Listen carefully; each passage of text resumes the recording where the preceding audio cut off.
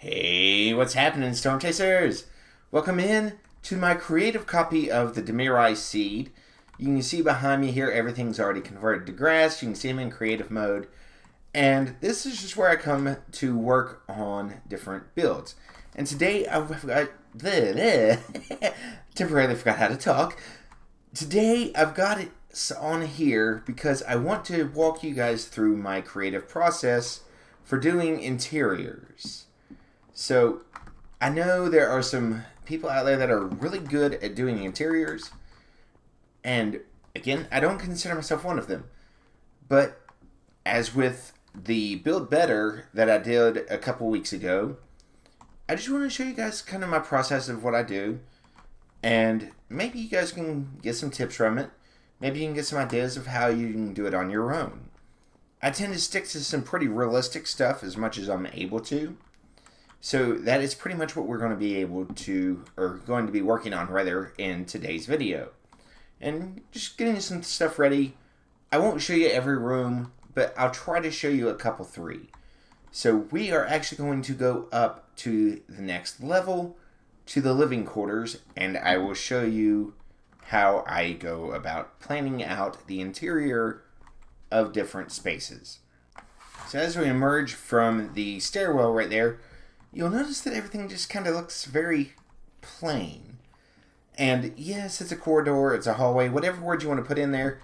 But I want to kind of break it up just a little bit. Maybe put something right here in the center of it.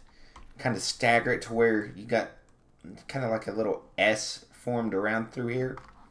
And I'd like to put some type of railing along the end. So what I'm going to do is I'm going to go through right here and put item frames down each side and try to figure out what I can put in them. Maybe, for example, the lightning rod, something to that effect, which it doesn't quite look large enough. But I'll look through the entire creative menu here and try to decide what I think would work for a handrail. So I'm going to go through and try to figure that out. And then I'll come back. The item frames with the pieces in there, there was too much spacing in between them. It didn't look right. So I ended up going through and taking out all this carpet, replacing the block underneath it with this wool. And so what we've done now is taken the signs and we've ran them along, and it kind of looks like a really, really large handrail that runs along the length of the corridor here. And it's not quite what I had in mind, to be honest, but I think this is about as close as we're going to be able to get inside the game. If I could get just this top section of it right there, that would be perfect.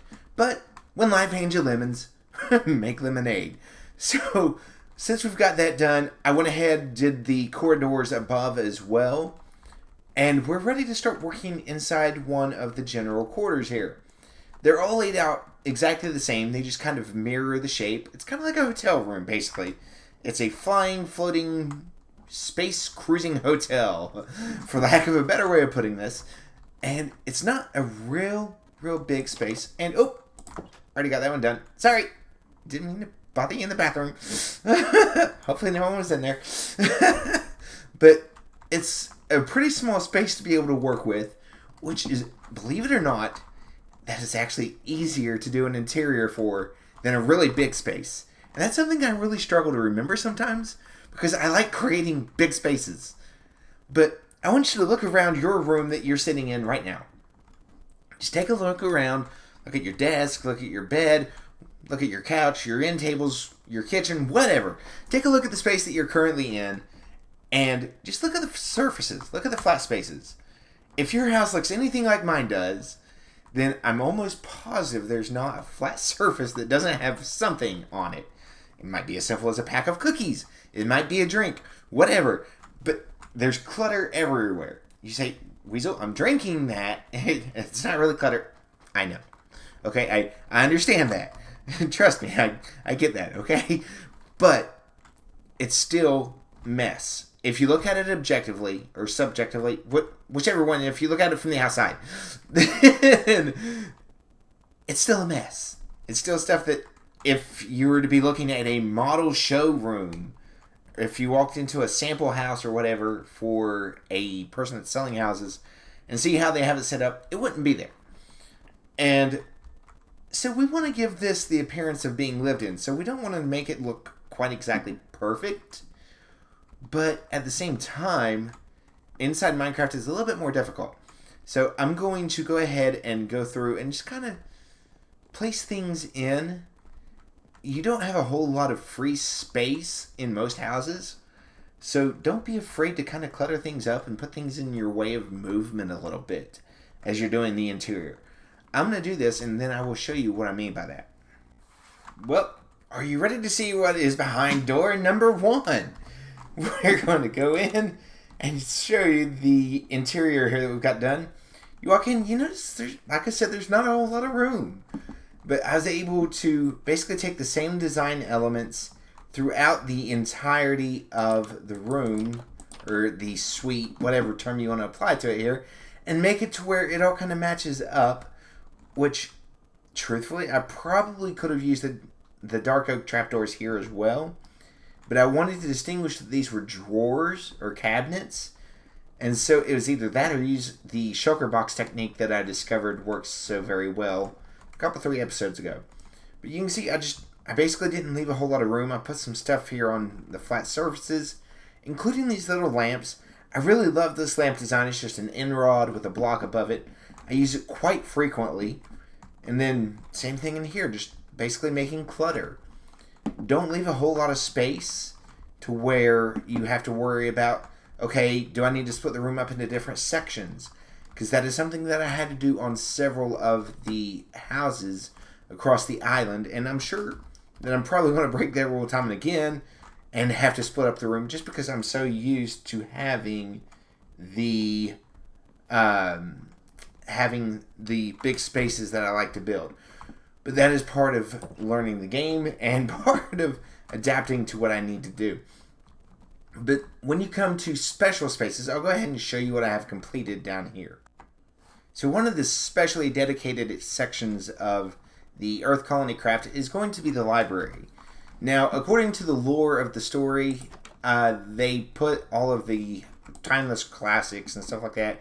Think like the Adventures of Huck Finn, and just different things like that. Shakespeare, just various different works that they wanted to make sure were protected and kept for the future of humanity. So they put all that aboard the ship here and allowed it to be blasted off into space. And so I just basically went through and I tried to make it as close to an actual library as I possibly could.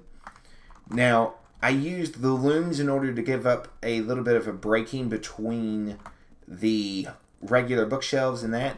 And as of 120, when we learned Minecraft Live here this past weekend, I think it was, we're going to be getting a new type of bookshelf.